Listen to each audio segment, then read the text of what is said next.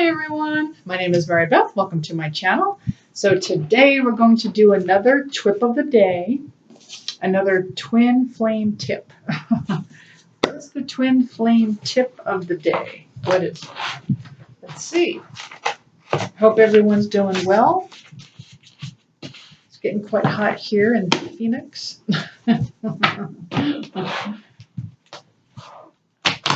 my fan blowing, my candle blowing. All right, so, okay, Spirit, so what is the twin flame tip of the day, please? What's the tip? What's the twip? What's the twip, please? What's happening? What's happening? What's the twip of the day? What's going on? Okay.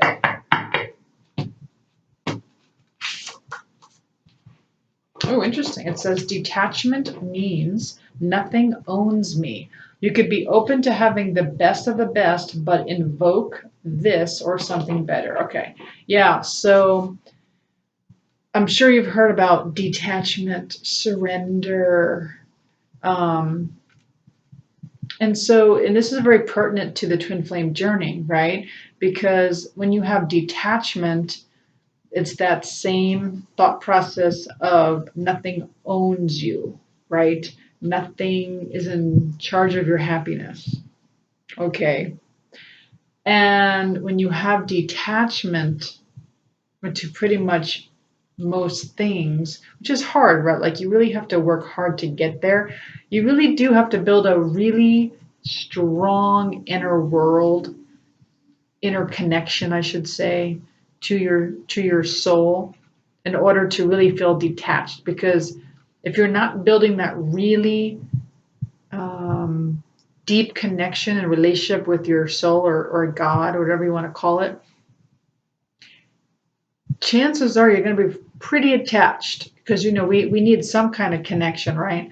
So you got to kind of choose, do I want to have my connection on the inside, or am I having connections? And it's a little bit of both, right? Obviously, we're going to be connected to things outside of ourselves for good reason. I don't believe that you can have full detachment because we chose to live in this 3D world. Now, the problem is when it comes to things and people that tend to not stay. So if you're in a situation where there's a person or a particular thing that you feel you need to have in order to be happy, and it doesn't tend to stay, that's when it gets a little tricky. And now it owns you, right?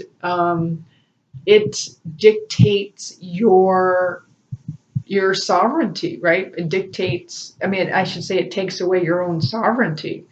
It pretty much dictates how you feel. And so that's why this detachment work is really important, especially on the twin flame journey, because when you become detached and you wake up in the morning, you feel almost like you just feel whole, right? Like you just feel like my life is great no matter what, whether this person is in my life or not, or whether this thing is in my life or not.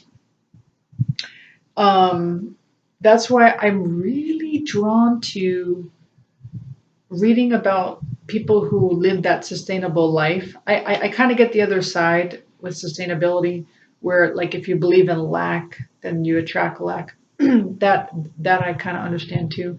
But at the same time, I really enjoy reading about people who are into van life and sustainability because they really don't have a big attachment to stuff. They're really kind of detached to most things. They live a very minimalist lifestyle, and they seem very happy.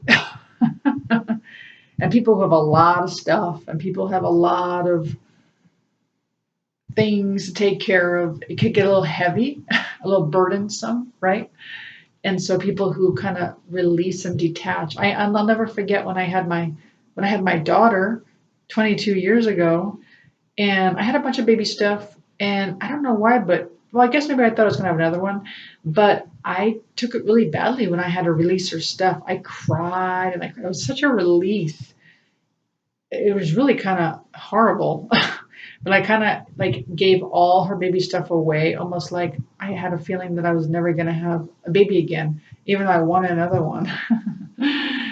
And so, but even though I had to go through the process of releasing, and it made me cry, um, honestly, my life feels so much better not having all her baby stuff sitting in my garage. And the stuff that I did keep for her after a while when she got older, she's like, "Mom, just get rid of it. I'm not gonna want it. I don't want it."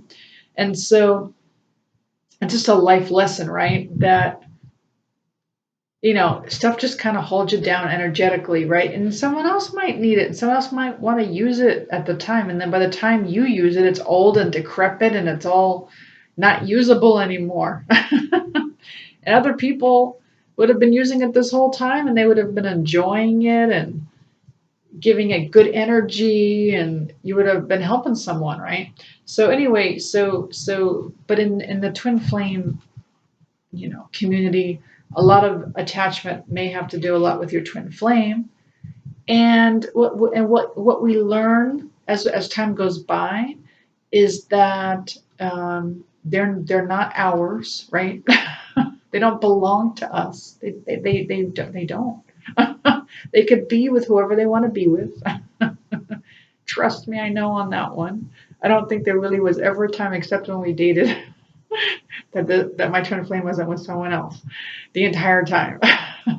So it's like um, knowing that you don't own them, they don't belong to you, and you don't belong to them, right? Who do you belong to? If you want to belong to someone, well, you belong to God. That's who. And you and God are what's connected, and that's what lasts, and that's what builds your whole um, empowerment, healing, sovereignty. Like really, like everything, because it's like everything's inside of you, so it can't be taken away. So really, detachment is really beautiful. And really, bottom line is you don't want something to own you. You don't want something to carry that much power that holds the key to your happiness, right?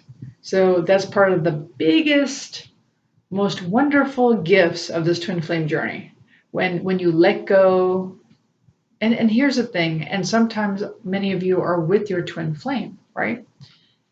And for those of us that are with our twin flames, it's still tough, right? Because they are really maybe not everything that we thought, would how do I say this? The relationship doesn't look exactly how you thought. They're doing things that you didn't think they would do. And so again, having detachment where it's like, you know what? I can't change them. This is who they are. Um, I live my life and I'm not really supposed to be dependent on them. I'm dependent on myself and God. And sometimes it takes time to figure that out in a relationship. It's kind of tough. You kind of go back and forth because you're so used to the old template, the old paradigm of I'm helping you, you're helping me, and that still goes on at a certain level. But then there's a level where your own personal journey where you're like, no, you're never going to get help on that. Like you're on your own. No matter how much you beg, plead, cry, it's just not going to happen. And God's like, nope, you're relying on yourself. And when you detach, it's so interesting what you're doing when you decide, you know what, that's okay. That didn't make me happy anyway. This is, I make myself happy. I am connected to me. I enjoy myself because this is what I do for me. The more and more you do that work, and it doesn't, and you're not going A to Z, by the way. You're not going to go from like attached to detachment, right? That's not what this is about. You take baby steps, right? You just take little tiny baby steps. You're like, well, I could do that, right? I could take this little tiny baby step. I can detach in this way, you know, and a lot of clearing helps. A lot of inner child work helps. That's what helped me to detach, was to do the inner child work and to release trapped emotions, because then I realized, was it even me that was attached? No, it was my inner child. My inner child was so wounded. Everyone's inner child is pretty wounded and pretty programmed. And when you start doing that work, you'll be amazed on how you start to have a different perspective on everything. Well, anyway, that is the TWIP of the day. I hope you enjoyed that. If you did, please like, share, subscribe, hit the notification button. Thank you so much for joining me, and have a great rest of your day, and I'll see you next time. Thanks, everyone. Bye.